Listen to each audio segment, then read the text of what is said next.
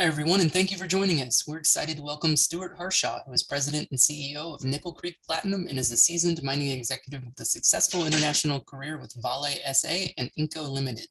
He was previously Vale's VP of Ontario Operations, and he is a board member of several mining companies, as well as Laurentian University. Mr. Harshaw, thanks for being here. The floor is yours.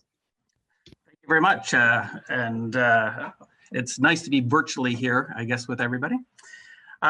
Nickel Creek Platinum, I'm looking forward to being able to make this presentation. It's metals for the new economy. I think that's an apt title for the way where we find ourselves right now in this exciting world of EVs. Some cautionary statements you're welcome to read at your leisure. Really, Nickel Creek developing metals for our future. We've really got this a very expansive open pit nickel copper sulfide project.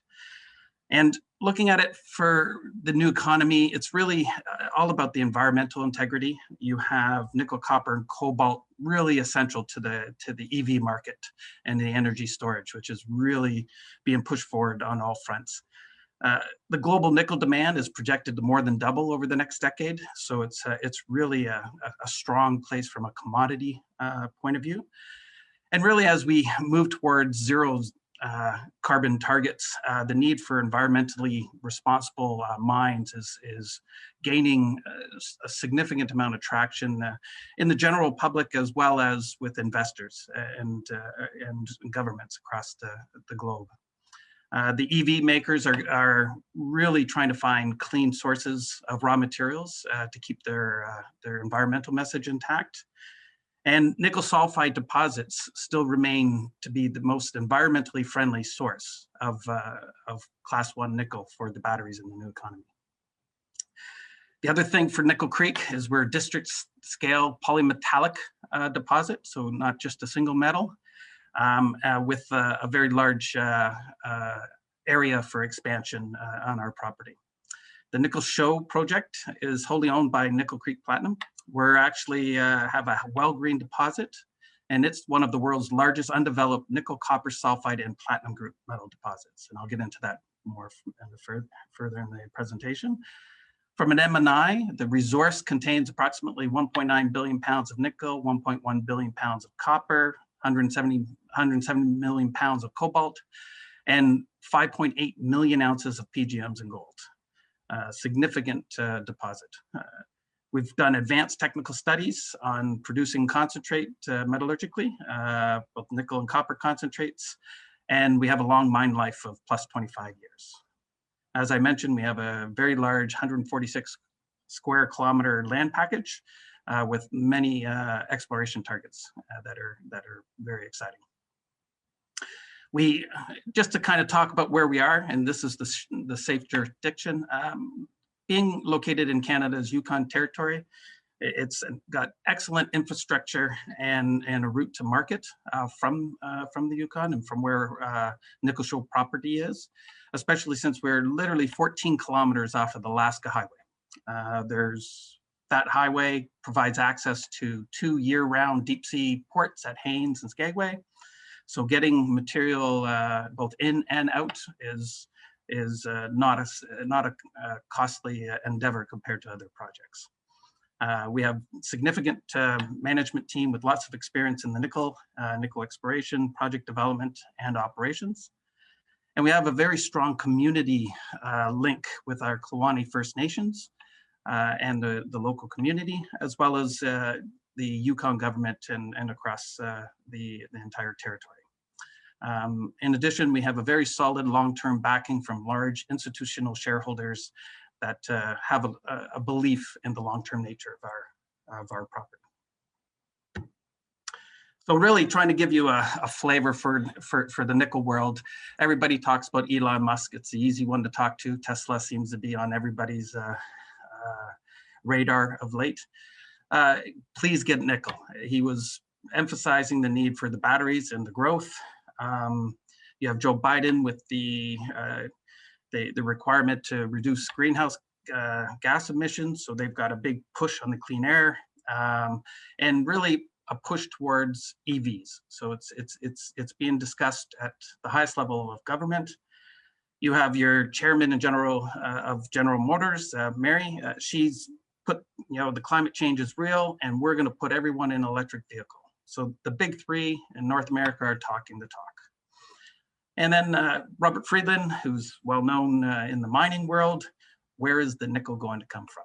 This is just to kind of set the stage for where you need to think about the nickel market.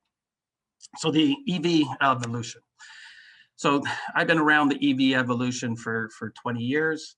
It's only been in the last 5 years that the technology has really caught up enough that it has really accelerated this process. And how fast is it? It's literally being committed to at all levels of government in EU, China, and US to support the infrastructure to push forward this EV revolution, evolution, depending on how you want to look at it. So it's really part of everybody's zero carbon process. It's all of the major automobile companies have committed to it. And the forecast for the sales is over 20 million cars per year by 2025 and over 30 million by 2030. So how much nickel? What's this mean for the nickel market? Well, the nickel market's going to need about 750,000 tons of nickel in order to meet that 20 million cars, and another 300 to 500,000 tons of nickel to meet just normal growth. So what are we talking about? 50% more nickel over the next 5 years. That's a significant growth platform for any commodity. By 2030, we're looking for an additional, 300 to 500,000. So again, 85% more than where we are. This is a substantial challenge. This is why Elon Musk said we need more nickel. So how can we double it? How's the world going to try to double this annual global production of nickel? Well, looking at the different sources of nickel, a lot of talk has been about the laterites, and for good reason. The laterites have supported all of the growth that we've seen in the nickel world for the past, let's say, 15 years. Time flies. And really that has been in the form of nickel pig iron. Now the nickel pig iron has really shifted to be, I would consider it to be ferronickel production. It's suitable for stainless steel, and it has represented almost all of the growth that we've seen in the nickel world. The other is high pressure acid leach, which is HPAL. And this one is a high capital cost, a lot of infrastructure, a lot of environmental challenges, with several projects that have been deemed to have failed over the past 10 to 15 years. Again, class 2 nickel, it's unproven for battery grade, but again, it's one of the areas where there's growth is going to be needed in order to meet the growing nickel demand. Ferronickel production, this is really saprolite, which is a specific deposit within the laterites of high iron, and there is no more high-grade saprolites that aren't already currently in production. And at this, so there isn't a place for this to start to fill the lack of nickel, if that we would be facing. So the high-grade nickel deposits is the ones under sulfides. So if you start looking at sulfides, that's where nickel really started. And the sulfides are mostly within the integrated nickel producers. And these integrated nickel producers are challenged to replace the nickel that they already have. And so just maintaining production is a challenge within the integrated nickel producers. Overall, the global smelting capacity has been challenged from a lack of feed, and there's very few new projects in this pipeline. What's that leave? It really leaves where we come into it, the low-grade nickel deposits. This is less than 1% nickel. These are large open pit operations with the potential for 30 years of production. They've got lower carbon footprints due to their tailing carbon sequestration. I'll talk about that a little later. And many of these projects are located in very good jurisdictions like North America. The other one is it's capable to produce battery grade nickel. So really, this is the focus of where we are in terms of trying to find the next nickel. So it takes 5 to 7 years for a project to get from PEA into production typically. Laterite production through these, the NPI and the HPAL that I was referring to, it needs to grow So the fact that it is growing, it's not growing fast enough to meet the needs. There's also a lot of concern with the environmental impacts of the laterite source nickel as being associated with the green, if you will, EV market. And the high grade sulfides are just not enough projects. So low grade sulfides are the opportunity in order to meet the need of the EV market. This is what you are hearing more and more in the marketplace. What's that really need? Well, what that needs is actually an adjustment to the nickel price. The lower grade deposits, they require higher nickel prices. The nickel price has been, if you look at the graph, fairly depressed in a range of, let's say, $6 to $8 for an extended period of time. The price needs to go up in order to incentivize these lower grade deposits to come into production. This is what's required for us to make the investments in these projects. That price increase, if it doesn't happen, you can see from the graph back in 2007, we had a huge spike. The price got up to $24 a pound. That occurred at a time where there was lack of investment into the sulfide mines at the time, and that created the nickel pig iron. It gave the incentive for the nickel pig iron to come on.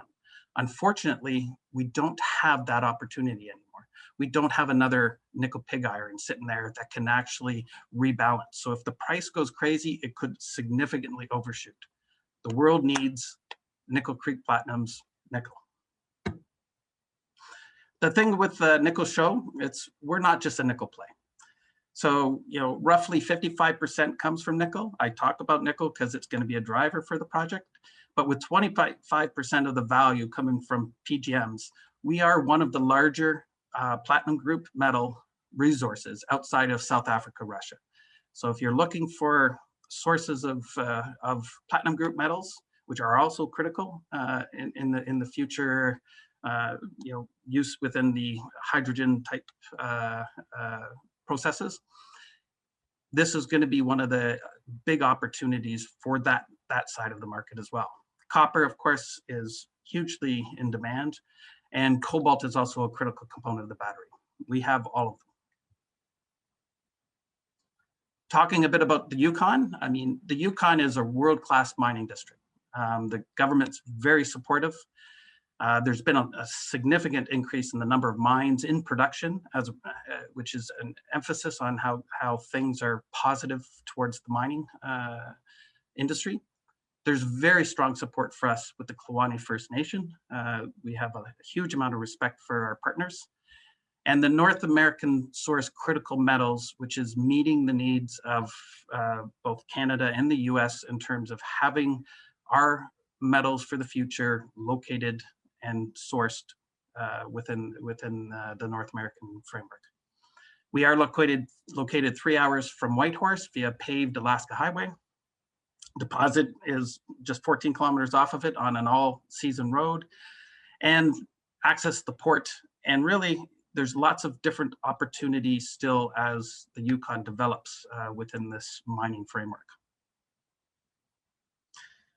It's really, really important, and I started off talking about the environment. So environmental, social, governance, which is ESG, is a critical component to the mining industry.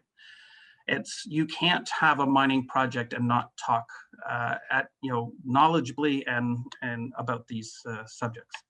So reducing your carbon footprint is incredibly important. We will be looking to do that from an energy source with renewable power generation, as well as with LNG as our primary source of energy at this point. Reducing our impacts on waters is going to be also, water is a critical item that in North America and especially in the West Coast where you're seeing a lot of water issues. Water recycling and managing and minimizing the impact is critical, and that is something that we have built into our plans. We've done our baseline work. We've looked at our waste programs so that environmental is at the key point for us. Social license, I've talked about the Kluane First Nation and the agreement that we have, very strong relationship. and community support initiatives that we've focused on the business development group with the Koani and local hiring. We have a very, from a governance point of view, very strong board of directors, committees and policies, including diversity commitments. Talking a little bit about the low carbon footprint. This is something that's become more and more over the last 3 or 4 years. People are talking about the carbon. And really within these low grade sulfide projects, we have a rock containing serpentine minerals, and they react with atmospheric carbon dioxide and precipitate a stable carbonate mineral. And really what this is saying is that we are actually capturing CO2 out of the atmosphere. So, you know, the tailings will be exposed and we will actually absorb CO2 from the future. So work needs to be done. We've started to do some work on that. We have metallurgical tailings, if you will, from our 2018 pilot plant study that we will be analyzing and working with local groups, including universities, to determine the overall sequestration that we can represent from our property. The other key thing for us is we have a very low potential for acid generation from our Nickel Show tailings. This is an important part of any mining project. The management of tailings is critical, and having low acid generation makes that management even simpler process, but safer process for the environment. Talking about the size, Nickel Show is a district. It's not just a single, if you will, ore body that we're talking about. We've got you know, over 140 square kilometers. It's got an 18-kilometer strike of ultramafic host. Extensive geophysics work has been done in 2019 and 2020 with numerous EM conductors defined. We've got a database. It's important to know that this property has been around for 60 years, including some operations that occurred back in the 70s. And so we have drill hole and surface sampling databases with soil geochemistry. And really the key is to look at all of the aspects when targeting our drill testing. And we do have a class 4 permit in place for drill testing, which is critical. From the resource estimate that we have on the Wellgreen, it's 323 million tons, grading at 0.26 nickel, as you can see, and another 108 million of inferred. This is a picture of really the 18-kilometer host ultramafic strike length, if you will. And what you're seeing here is the different regions, which is really associated with rivers going through a mountain, if you will. So the Arch district is one of our target areas, and you can see we have from 2021 drilling, we have a blue highlighted area where we did some drilling. So the large Wellgreen deposit is in the middle there, and then we have 2019, we did some work on Quill. And then in 2020, you can see we've got the Burwash east and west, and we did some drilling on some of the targets, and I'll get into that. So really what this is talk about the conductors that we were able to get from our ground-based geophysics. And conductor D was the larger conductor for Arch that we were targeting in our program this year. And there's conductor E, which was a little farther outside of the range. If you can see where the blue outline is the ultramafic. We've also highlighted that there's different holes as well as showings, including massive sulfide showings, grading 3% and 3% nickel, 3% copper with PGMs in this area. So very highly prospective area. The West Burwash conductors. So you can see we have conductors G, H, I, K, L, and M. So really following along some of the lines that when you can see the EM receiver lines. We have several of these conductors that we were targeting for this year. The East Burwash is also showing you the conductors N, O, and P, as well as LMM, which previously. So again, areas for where we're focusing. I won't get into a lot of the details on these topographic maps. So talking about our exploration program, we did 12 drill holes were completed for totaling approximately 1,300 meters. It was done safely and environmental performance was excellent. The program duration was just over 6 weeks, and 4 of these 12 holes were EM surveyed. In addition to some additional surface lines were done in the arch area. The samples have been submitted along with everybody else because this was a very strong year for people to be drilling in the Yukon, as well as in BC, etc. It was a very strong drilling year, so there's always a queue for the most important thing, which is getting our results, which we're very eager to get. Just talking about Nickel Show and where we sit within the rest of the world, and this is important, especially as investors looking for opportunities to invest and understanding why we want you to invest into the Nickel Show story. So this is just taking the nickel grade as a nickel grade equivalent, and you can see from the bars on these graphs, the gray is the nickel, and then we've got the PGMs, the copper and cobalt in addition as equivalent nickel, just to give the respective value, if you will, per ton. And this is where Nickel Show sits in. We're very strongly placed within this group of peers. I've used peers that are other large open pit deposits rather than, I don't want to compare to an underground mine that is high grade and a shorter length of life. Those aren't comparable, if you will, apples to apples. It's more difficult to compare. So this gives you an idea of where we're sitting with respect to our peers. Now, what's this translated into? And so taking a look at our North American peers, it's really translated that we're undervalued. We're undervalued to many of the companies that we consider to be close peers of ourselves. So if you take a look at ourselves, we are at